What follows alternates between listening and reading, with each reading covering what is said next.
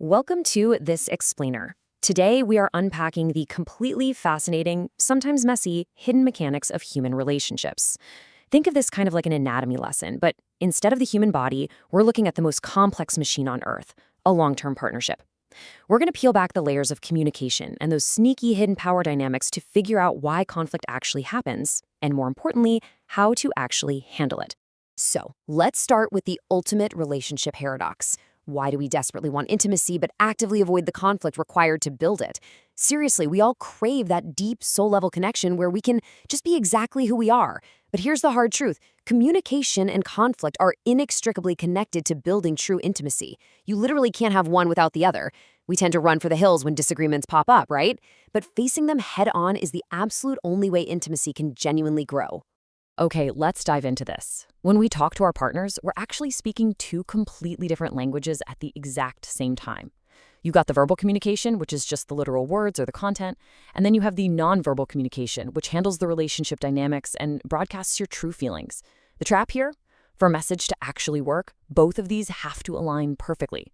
If your words say, hey, I'm fine, but your jaw is clenched tighter than a vice, your partner's going to believe the clenched jaw every single time.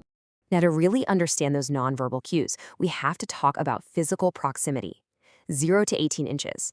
To put that into perspective, that's just a foot and a half. That specific, tiny measurement is what researchers officially define as the intimate zone. When you allow someone into this physical space, you are signaling profound closeness. And within this bubble, eye contact and touch become absolutely vital. Touch is the most basic of all our senses, right? It can convey dominance, intimacy, or deep emotional closeness. But get this, negative nonverbal communication in this intimate space doesn't just hurt your feelings, it acts as a physical toxin, literally negatively affecting your immune system. Your body physically reacts to the energy of your partner. Crazy, right? But what happens when that energy goes sour? Why do we pull away when our partner pushes? We've all been there. One person desperately wants to talk about an issue, and the other person suddenly finds a totally urgent need to go, organize the garage. This brings us right into the agitation phase of our relationship anatomy. This is exactly where toxic cycles begin to crack the foundation. That classic push and pull actually has a formal clinical name, demand withdrawal communication. Typically, it looks like this. One person makes an effort to engage and fix an issue, while the other physically or emotionally just pulls away. And interestingly enough, research points to a real gender dynamic here.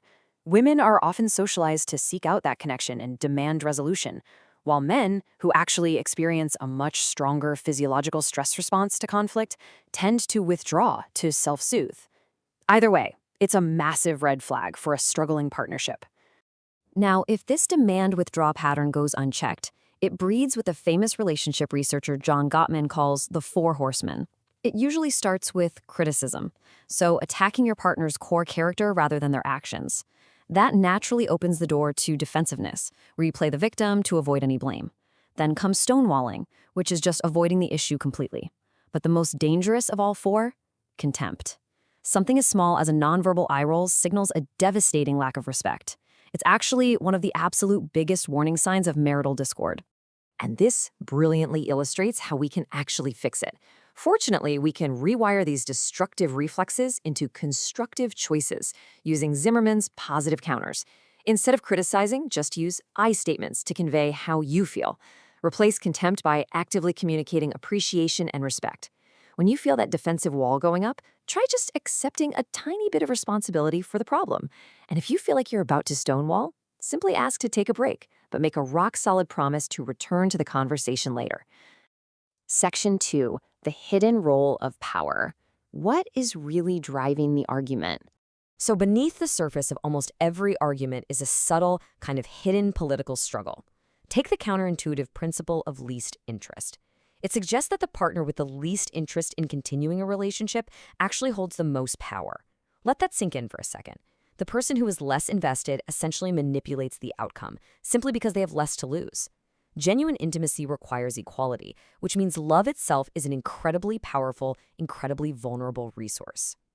But power isn't just about who cares less, right? It's a whole web of power bases, like the economic and personal assets we bring to the table, and power processes to gain control.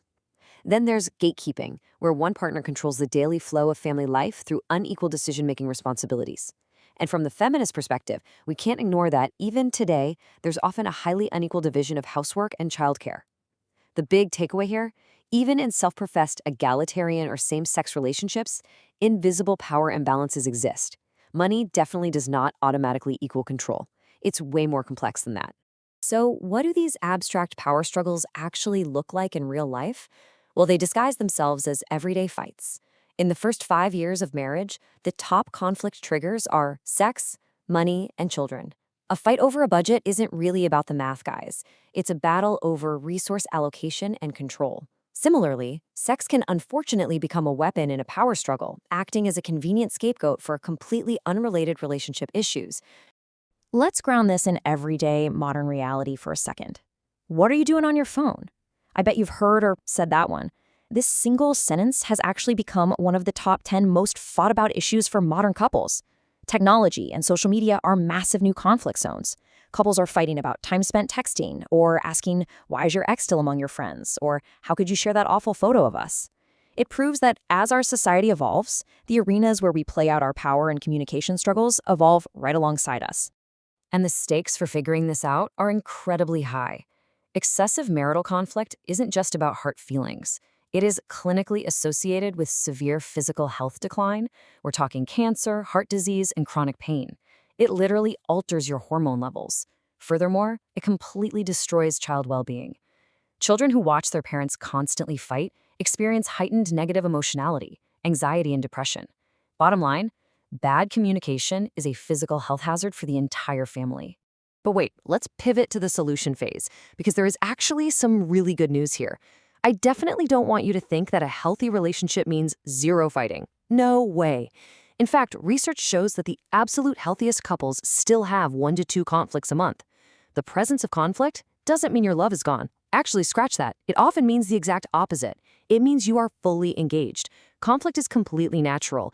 It's the manner in which the conflict is handled that matters.